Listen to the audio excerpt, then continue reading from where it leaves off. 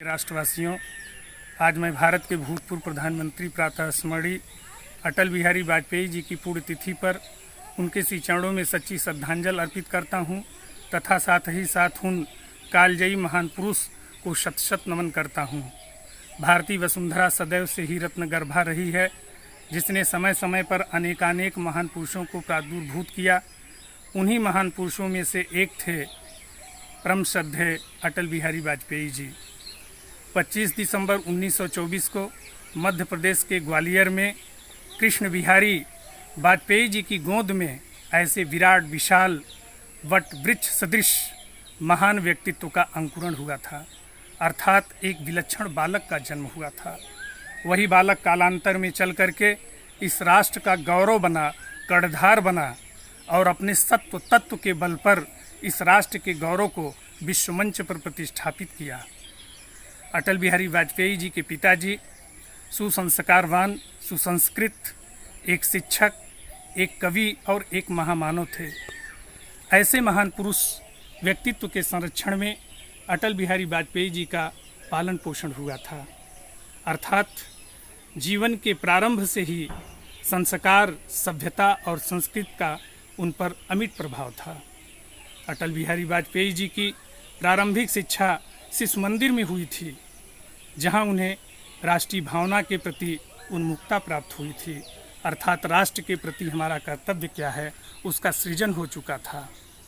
और शिक्षा प्राप्ति के क्रम में उत्तरोत्तर वृद्धि करते हुए उनका संपर्क जो था उच्च शिक्षा प्राप्त करने के क्रम में ग्वालियर के महाविद्यालय में हुआ, जहां से उन्होंने राजनीति शास्त्र के क्षेत्र में स्नातकोत्तर की उपाधि प्राप्त किया। और धीरे धीरे उनका संबंध जो था राष्ट्रीय स्वयंसेवक संघ के साथ हुआ। वहां पहुंचने के बाद उस संस्कृति से प्रभावित होकर के उन्होंने व्रत धारण कर लिया कि जीवन पर्यंत मैं राष्ट्र की सेवा करूंगा, राष्ट्रपरायण होकर के अपने जीवन को व्यतीत करूंगा, इसलिए आजन्म मैं कभी भी विवाहित नहीं होऊंगा। ऐसी स्थिति में प्राप्त होने के तत्पश्चात उन्होंने ये अखंड व्रत धारण किया, ठीक उसी प्रकार से जिस प्रकार से द्वापर में पितामह भीष्म ने अखंड ब्रह्मचर्य का व्रत धारण किया था। ऐसे महान पुरुषों के पथ के पथिक बन करके उन्होंने अपने जीवन की संघर्षमय यात्रा का प्रारंभ किया।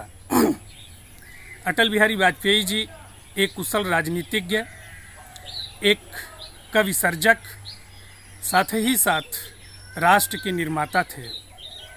वक्तृता शक्ति के सशक्त हस्ताक्षर थे और राजनीति के उत्तुंग शिखर को अपनी क्षमता के बल पर स्पर्श करने की सामर्थ्य रखते थे। इस लोकतंत्रात्मक शासन व्यवस्था में उन्हें 10 बार सांसद होने का गौरव प्राप्त हुआ और साथ ही साथ विदेश मंत्री के पद को विभूषित करते हुए वो प्रथम भारतीय राजनीतिज्ञ हैं जो संयुक्त राष्ट्र संघ की महासभा में जाकर के हिंदी भाषा के माध्यम से अपना उन्होंने वक्तव्य प्रस्तुत किया था और जिससे समस्त भारतीय जनमानस प्रभावित हुआ था। वो एक ऐसे राजनीतिज्ञ थे जिन्हें 3 बार भारत का प्रधानमंत्री बनने का गौरव प्राप्त हुआ। प्रथम बार 13 दिन, द्वितीय बार 13 महीने और उसके तत्पश्चात 1994 से लेकर के 2004 तक अखंड भारत के प्रधानमंत्री रहे। प्रधानमंत्री रहते हुए इस राष्ट्र की समस्त समस्याओं के शमन के लिए वो उद्यत थे।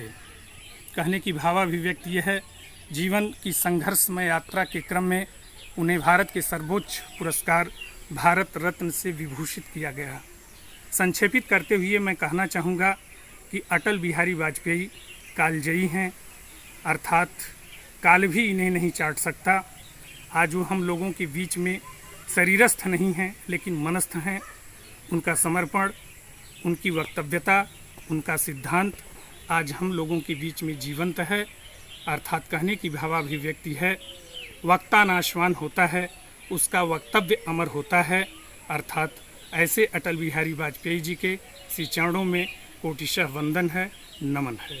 जय हिंद, जय भारत।